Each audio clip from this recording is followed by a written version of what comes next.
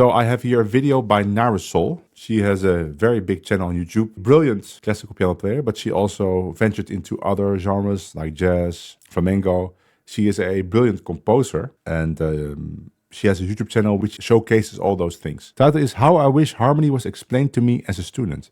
It's interesting. So this video is made for people, probably, that play music that don't know anything about theory, or people that are very confused about theory. Gives me a good opportunity to start explaining how I feel about music theory. So the first thing I want to say is I dislike when people use too many theory terms from classical music. I come from classical music, I studied classical music theory, but I've noticed that if you use too much of the classical terminology to talk about jazz, or I don't know, like rock or Latin or anything outside of classical music, then the danger is there that you also start judging that music based on classical parameters, which is ridiculous because a lot of the music that is not classical music is not written with those parameters in mind. So if you start saying, okay, the voice leading in the gypsy jazz rhythm guitar, which I had a guy on YouTube saying that, is not good voice leading.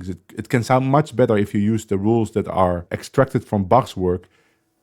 That's just insane, right? Gypsy jazz rhythm guitar is not about voice leading. It's about having a good rhythm and have a strong foundation for the solo player. And it doesn't matter if you shift the same voicing over the guitar like this.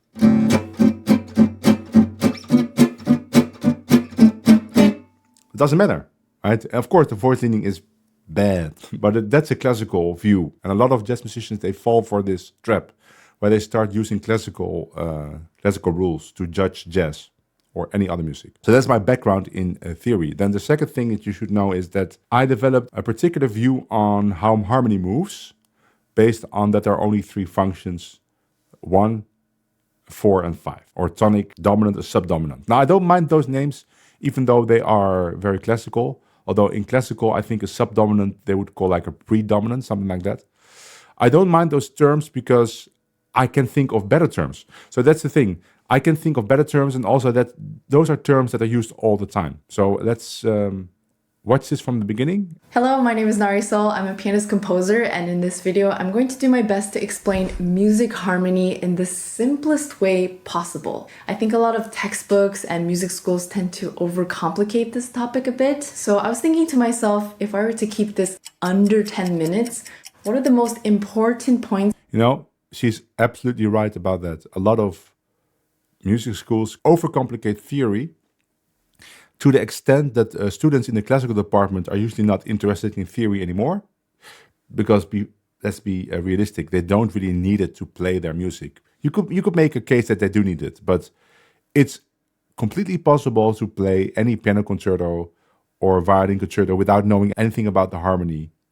And in my experience, if you take violin lessons, and I've had violin lessons at the highest level when I went to the conservatory with world-class teachers, they never once talked about like, oh, you know, it's a dominant here, so you should really play like in this way. We only talk about the actual notes that are on the paper and how to interpret them. So that's the first thing. The second thing is then they also use that kind of teaching in the jazz department where people are interested in it, but because it's so focused on a lot of classical terminology, it also gets very murky and confusing. And a lot of the time you are busy learning things that have actually no direct implication on what it is that you have to play. One person that noticed this, or I don't even know he noticed this, but that developed his own like theory view or a holistic view on jazz from a theory perspective, but really only based on jazz and only applicable to jazz, is Barry Harris. That's why I really like the way he teaches. It's not for me, because I mean, probably if I would play piano, it would be for me. But for guitar, I find it a little bit, I wouldn't say the time waste, but it's sometimes not very practical, right? I prefer a more practical approach. But I do like the idea behind it, that he has a theory approach that is really suitable for jazz. It starts with jazz and it ends with jazz. That's maybe the first time I got this idea in my head, like, okay, we should like avoid too much classical terminology in jazz.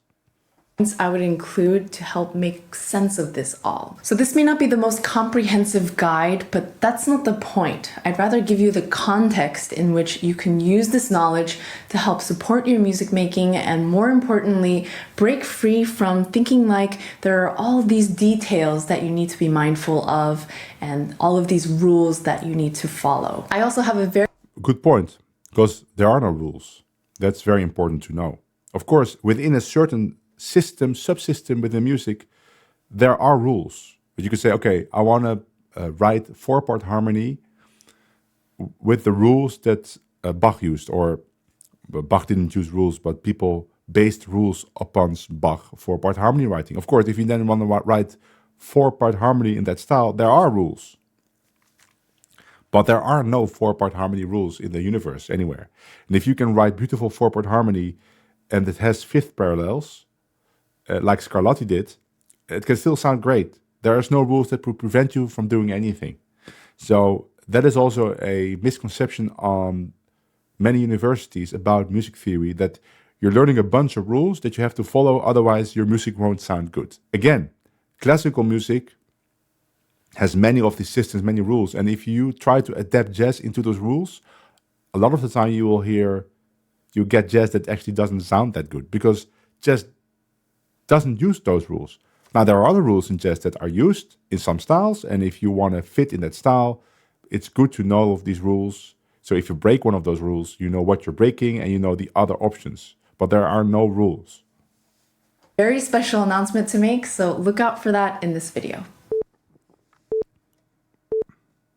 Harmony is about how sounds vibrate together. There are and there aren't rules that make these sounds vibrate well together. It really depends on culture, context, and preference. How these 5 notes vibrate together.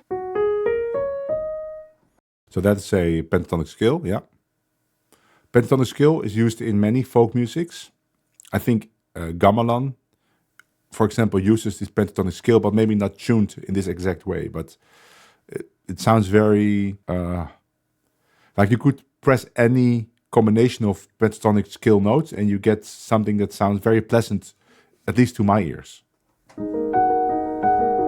It's quite different than how these 7 notes vibrate together. Major scale. Which is one of the most important sets of notes in Western music. So much so that if you go to a piano and you just play the white notes, you're already plugging in to the 7-note scale, which is called... Okay. Yes, it's very important in Western music, but here we already, I get a little bit, well, Western music is so big. Like jazz is also Western music. Is this really the most important skill in jazz? You have to think about that.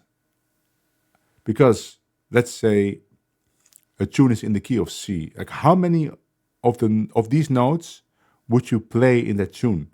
I think not that much, right? Maybe you would play it on the C chord itself, but let's say you have a 2-5-1 to C, like 2-5-1. You could stay within this scale, right? To play, right? Sounds great. But a lot of the time, actually, on the G7, you would start use like a flat 9 or a flat 13 or a whole tone scale. Like a lot of the beauty in jazz, or the interest in jazz, is to change the extensions, the 9 and 13 on the chords, in unexpected ways. So if I have to choose a scale in jazz that is the most prevalent, would be minor melodic scale. That would be a minor scale on the bottom, but then major on the top. I think that scale is probably used most in jazz because it fits over many chords. Dominant chords, minor chords, half diminished chords. And the major scale basically only fits on the major chord. So I think it's not the most prevalent scale in Western music. The problem is, though, that I've heard many jazz musicians also say, like, okay, the major scale, if you know the major scale, you can play jazz, but I doubt that's the case. Called the major scale. There are many ways to break up the distance between an octave.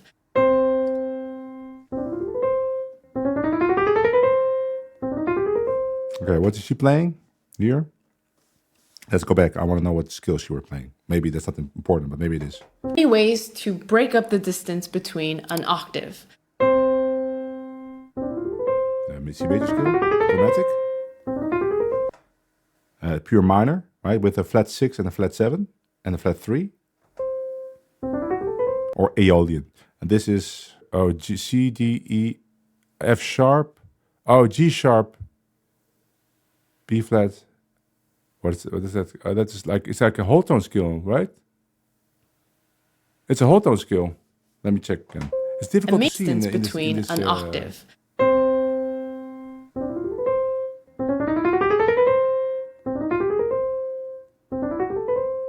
A major scale is just one octave. I have to slow it down.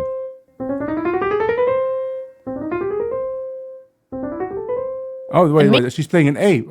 She's playing an A in the video, but the graphic is different. Between an octave. Let me slow it down.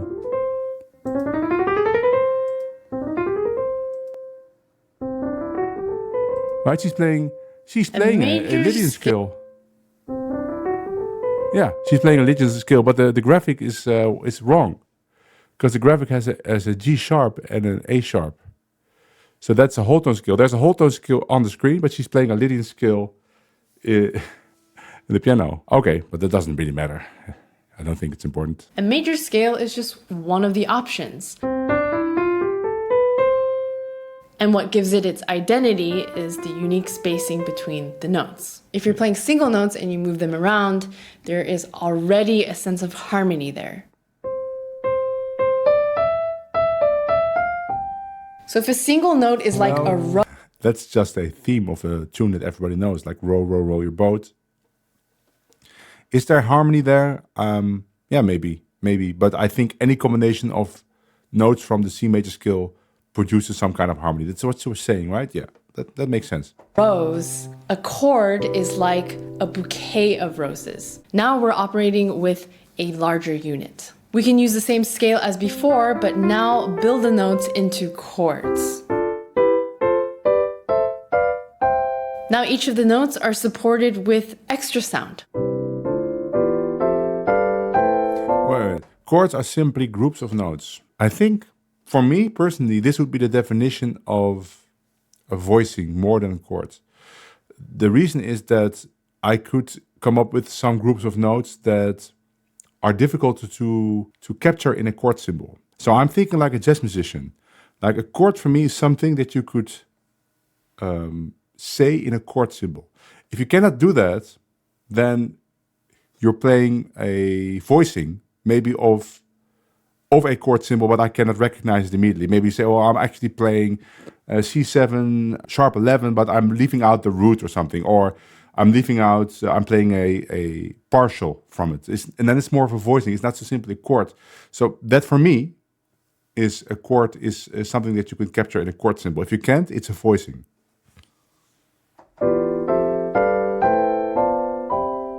If you have a melody, the chords can be supporting the notes of the melody.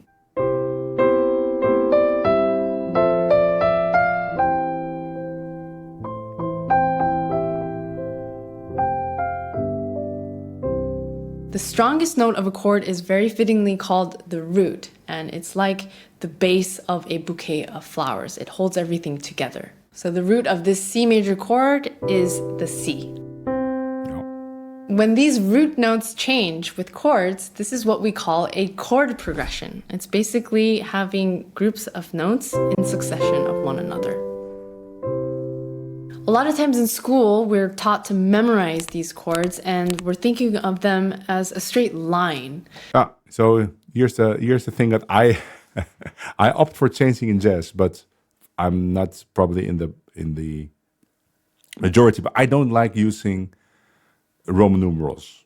I understand that they're there. I understand they have a function. They are functions. Roman numerals are functions. But I would just opt for using normal numbers, like 1, 2, 3. And they already do that in Nashville. It's called the Nashville number system. It's way easier to read, because try to read this. It's just 1 and then 6. You get these small letters with just an I. This looks terrible. It's so archaic. Just do 1, 6, 2, 5, 1, like normal numbers. I know I'm alone, and people would say, but then you cannot see which is minor. Well, if you're in a major key, then you would also know that the 2 and the 6 are always minor. So I don't need those Roman numerals to tell me I know I'm in a major key. In jazz, 2 and 6 are always minor. So just write 1, 2, 6, 5, 1, big letters, big numbers, much easier to read. They already do this in Nashville with great success.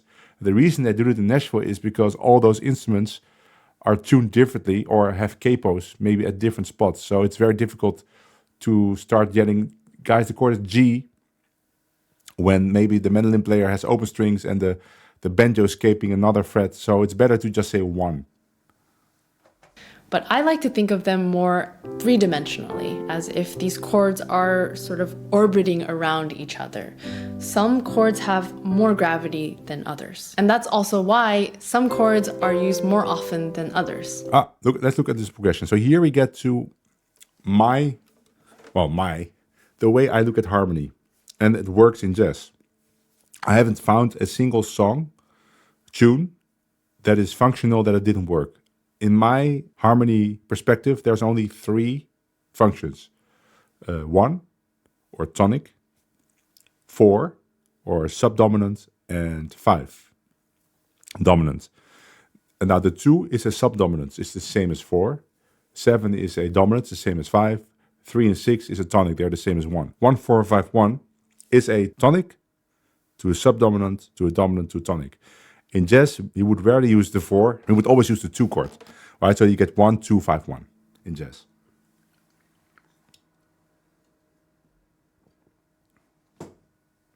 Like breathing in and out, having chords like 1 and 5 is like having an anticipation and then a release. So what are the functions of 1, 4, 5?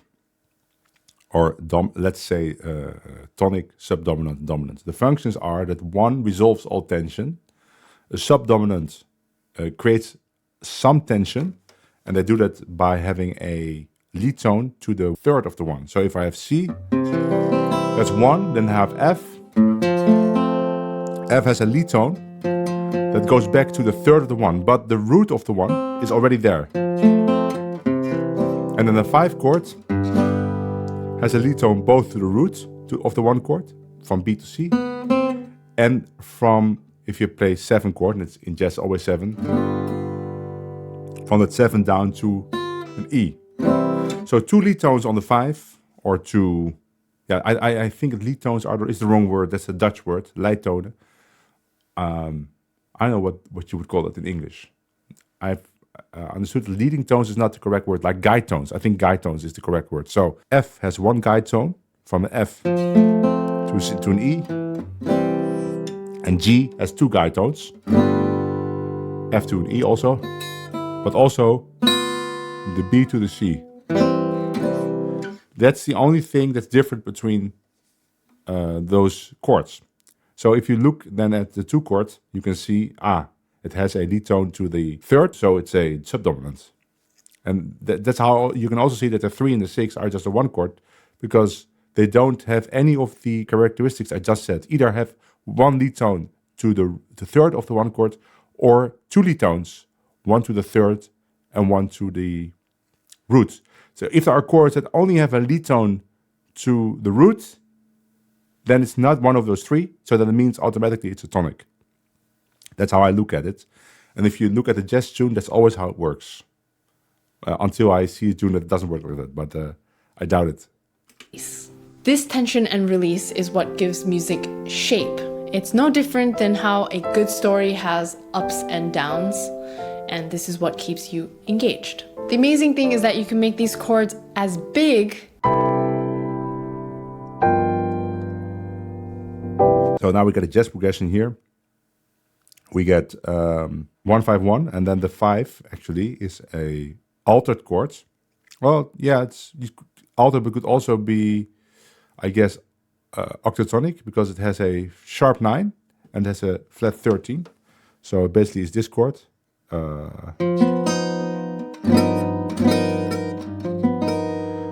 And going back to C. So now you can see here, like if it's jazz, then we wouldn't be able to play the C major scale on all of this progression, because on that G7 we actually have to play another scale. Or as small as you want. By the way, So here I would also differ because I don't think two notes I would call a chord. I would call it an interval. Maybe that's also a jazz way of looking at it, but you need at least three notes to make it a chord. But in jazz, actually, we need four notes to make it a chord because three notes would sound too classical. But I wonder, even in classical music, I wonder if they would call this a chord. I would call this an interval because what's otherwise the difference between an interval or a double stop and a chord? I think there has to be a difference. So I see what she's trying to say, but I wouldn't call this chords, personally. Way, if you at any point feel lost or you feel like you need to brush up on some music theory, I just released my book called Nahre Soul's Elements of Music. I've done my best to compile a bunch of my knowledge when it comes to music, and I've digested it in a way that hopefully is very practical to... That's interesting, you know. I'm thinking I will write a book about music theory at one point in my life, even though I'm always against theory, but I'm not against theory. I'm against overusing theory. But I do want to write what I think about theory down because I have so much experience in that field. I studied classical music theory. I've done all the four-part harmony exercises and the counterpoint stuff and all the weird terminology and the rules. Then I went into jazz and tango, and I learned all the music theory that's involved with that. I was an arranger. I composed film music. I have a very broad view on Western music theory, and I feel like a lot of the things that you learn are completely unnecessary for a jazz musician. So I want to maybe write a book that's only focusing on the things that you need to play a great solo on the standard, or to maybe to write a tune, or to explain something to a student if you are a teacher. I will do that someday, but I can already tell that this book goes further than I would ever go. Beginners and seasoned musicians alike. I put so much heart and soul into this. It would mean so much if you check out Maybe the link. I've put it in the description below. So definitely do give it a chance. Let's go back to how I was moving around one note to create harmony. What if I told you that there is already harmony in that single note?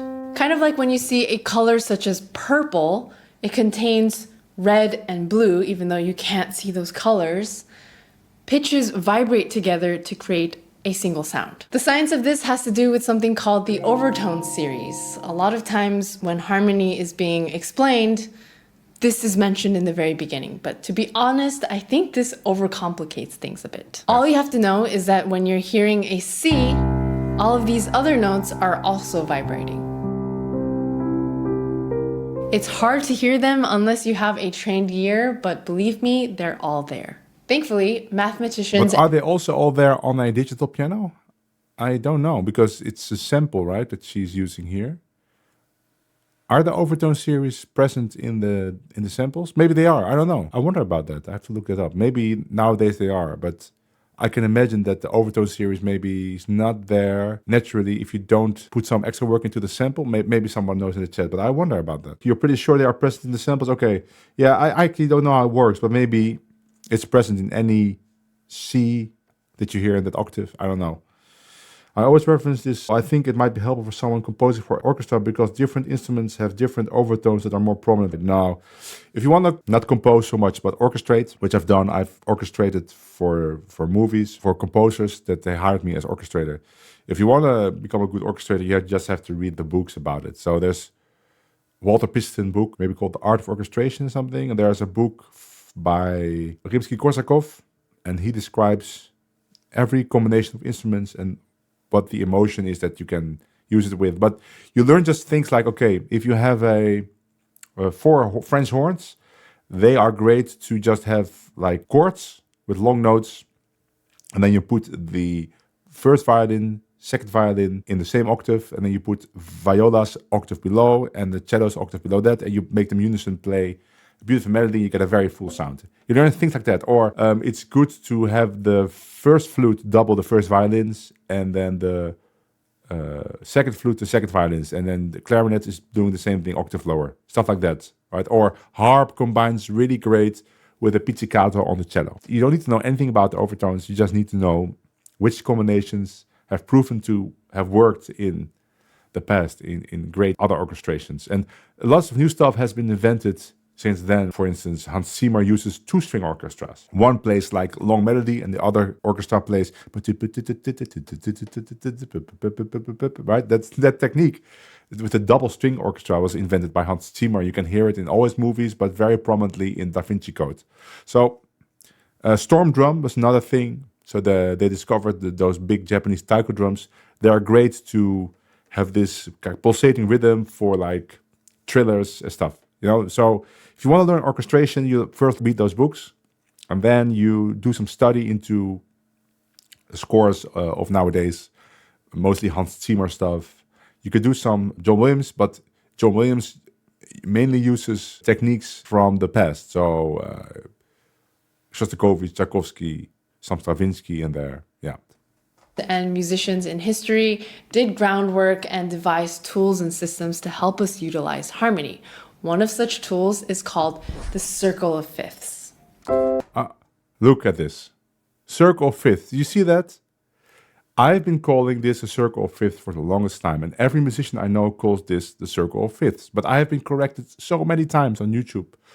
People saying it's not the circle of fifths, it's the circle of fourths, right? When I show this from C to F7 to B flat 7 to E flat 7, I used to call that circle of fifths. But yeah, you go left in the circle, not right. But people say, no, it's not the circle of fifths. You don't know anything. There's some guy said, this guy thinks he knows about music, but he doesn't even know the difference between a circle of fifths and fourths. Somebody wrote. I was like, you know what? Maybe the people are right. I will start using circle of fourths, which I do now. But even Nahre, one of the greatest musicians on YouTube, is using circle of fifths here. I bet she's gonna go left. You see? She's going left. So that's the circle of fourths, but you still call it the circle of fifths. There are many ways to use this, much like there are many ways to use a color wheel. These symbols come from a system of music notation that lets us label all of these notes. It also shows us how different key centers relate to one another. Okay, I need to go to the bathroom already for like 5 minutes. I thought, let's finish the video, but with the way I talk, it's going to take a long time. I'll be back in 2 minutes. I put my pick somewhere. I don't know where. Oh, in my pocket. Okay, great. Let's see what's written here. If you wouldn't have overtones, it would sound like a sinus wave. They are what make a specific sound. Okay, yeah. When you first said that, yeah, I don't know anything about it. So I don't know anything about overtone series. So it's totally not needed to compose or arrange because I've never used any of that information. From what I was shown from a film poster is that dominant chain flows better descending, not ascending upwards. But it does work. It just isn't as natural. Well, that's how it sounded on piano when he showed it. But I understand what you're saying. But in the practice, when you write for an orchestra, you are limited to the range of instruments. So sometimes the bass will move, let's say, from C7 to F7. The bass might go, right? But then that's the lowest F. Then they have to actually go up, right? They go. So what happens in tango, for instance, is that you have a bass that's always doubled by the piano. So everything that the bass plays, the piano also plays. So it's a very beautiful sound.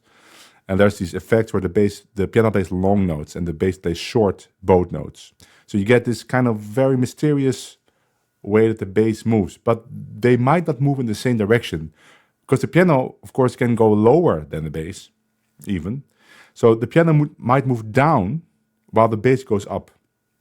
And it creates a lot of texture in that bass to do that. Sometimes on purpose, like you make the bass go very high for a bass register, while the piano goes low, and you get these very multi-layered bass parts, almost like you're harmonizing the bass parts.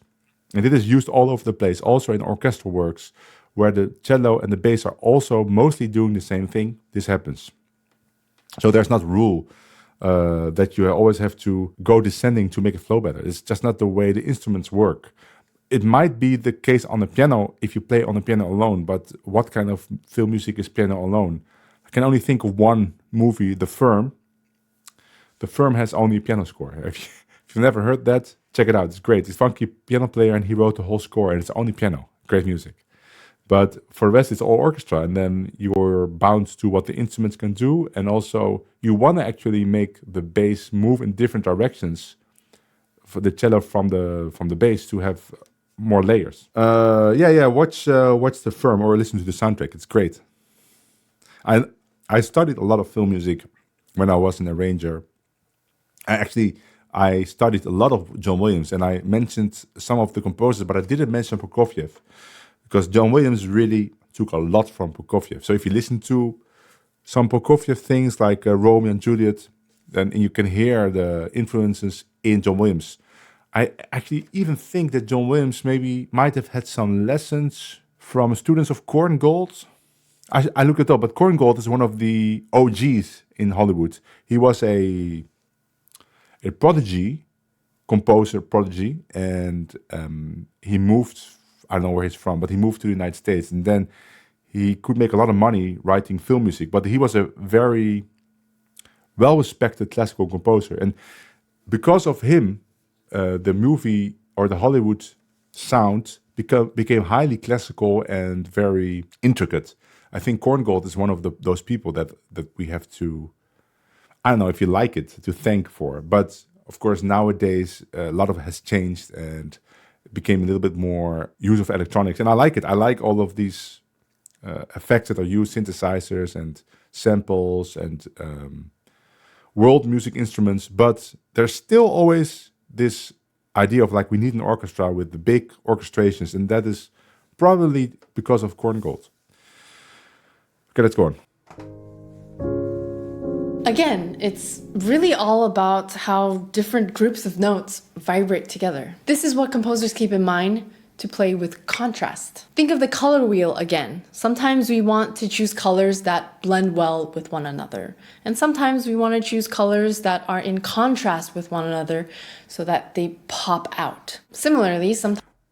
Does that work in music? I understand what she's saying, but I'm thinking about it.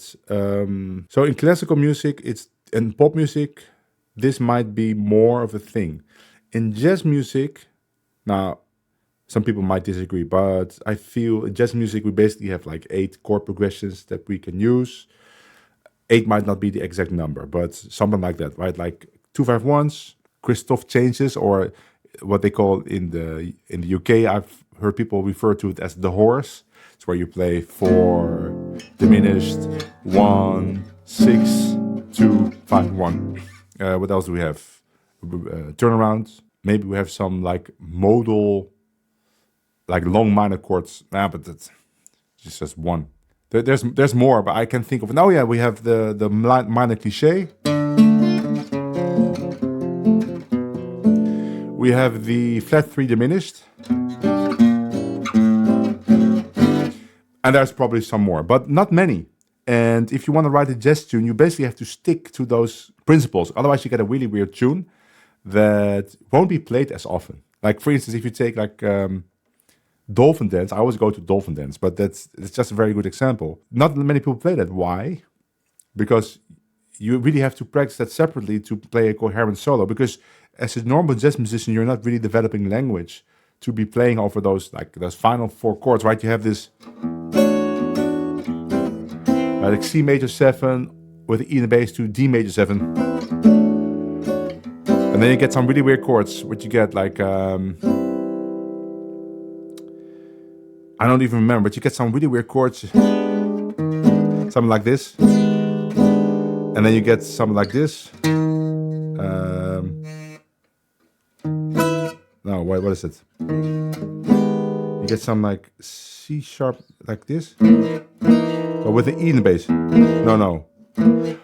Really weird chords that you won't be able to make a solo if you just see it. So you can write weird tunes and, like she says, get very contrasting colors. But then you're not really writing a jazz tune. You're writing something original. Can sound great, but you can count on that not many people will probably play it in a jam session or in a set list because they don't have any language for it.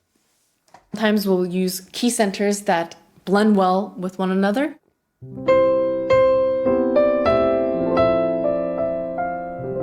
And sometimes we'll use key centers that don't. And this is with one another.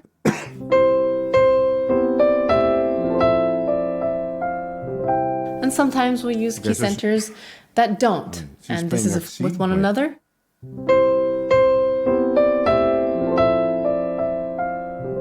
And sometimes we use key centers that don't. And this is a form of contrast.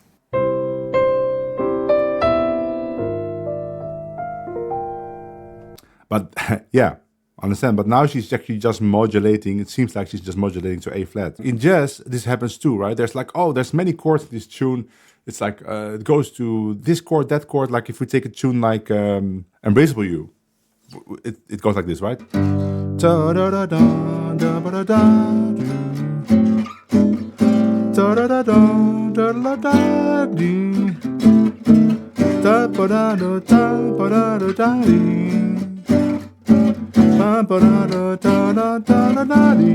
Lots of chords, but what's happening there is it's constant modulations, like 1, flat 3, we talked about, 2, 5, 2, and then we have a backdoor dominant. That's one of the things I forgot.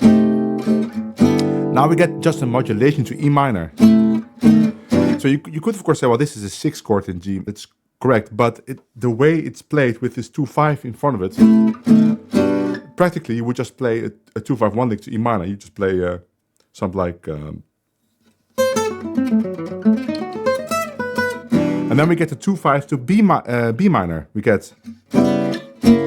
So what would you do? You play a 2-5 1 lick to B minor. Of course, you could say, oh no, but B minor is the 3 chord in G. But that's not the way the progression works. The progression is just 2 5s to a new key. And that's how you would play over it. So in this case, I wouldn't say 3 and 6 are the same as 1. Why? Because these are like tiny modulations. In classical music, it would not be allowed to do this. It's only modulation when you confirm the modulation, stuff like that. But if for jazz harmony, it's better to just look at them as modulations. And then you can see, oh, it's all 2-5-1, 2-5-1, 2-5-1.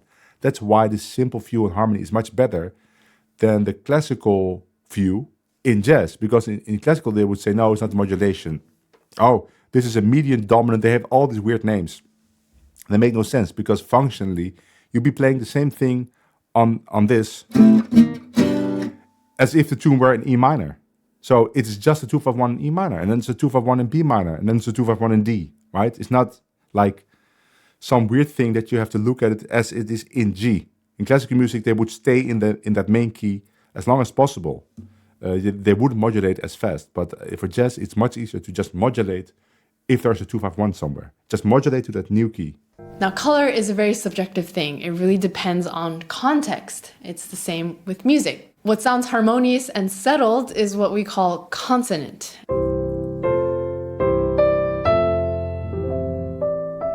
And what doesn't sound harmonious nor settled is what we've referred to as being dissonant.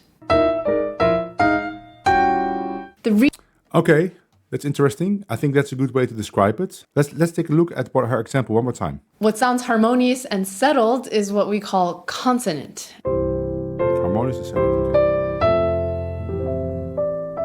And what doesn't sound harmonious nor settled is what we've referred to as being dissonant. But I would also say, like in the first example, she's just playing chords that are in the key. And here she's just playing some chords outside of the key and even some clusters. And mainly the clusters make it dissonant. I wouldn't say like it's not settled, or maybe that's what she means by not settled, but like more precise description, or easier would just say, okay, if you just play normal chords that can be captured in a chord symbol, then it's consonant. But if you start playing things that are difficult to capture in a chord symbol, or you extend the chord so much that you get some really small second intervals in that chord, like this, that's dissonant. Maybe that's a more precise description, but I understand she's doing this to talk to everyone, also to people that might not be interested in chord symbols. And why something like this sounds more dissonant is because of the frame of reference we're in. So she was playing C, and then the tritone. Yeah, she was playing C and the tritone triad. But if you would make that dominant chords like C7 and F sharp 7, then only the bass note changes. But here's C7, F sharp 7. So these notes to stay. That's how you would use this principle as a jazz musician. The tritone, you would use it like that, with dominance. Sounds more dissonant is because of the frame of reference we're in.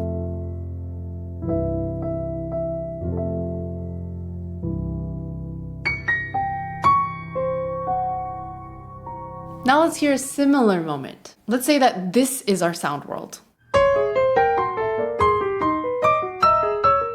Interesting.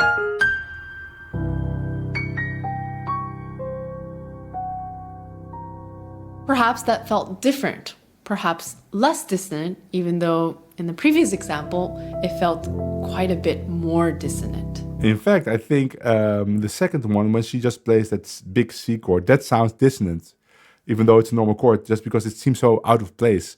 It's funny, because if she only plays like normal chords, of course, everything sounds reasonable. But as soon as she starts playing this kind of like 12-tone like music, and then she just plays the triad sounds very out of place, almost like that is the dissonant thing. Let's hear that again. Sounds more dissonant is because of the frame of reference we're in. Just C and F, 1-4. Now let's hear a similar moment. Let's say that this is our sound world.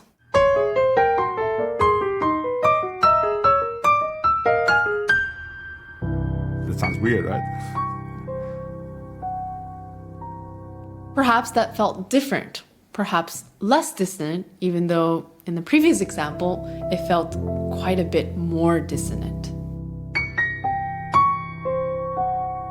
The beautiful thing about utilizing harmony is that these rules only exist as guidelines.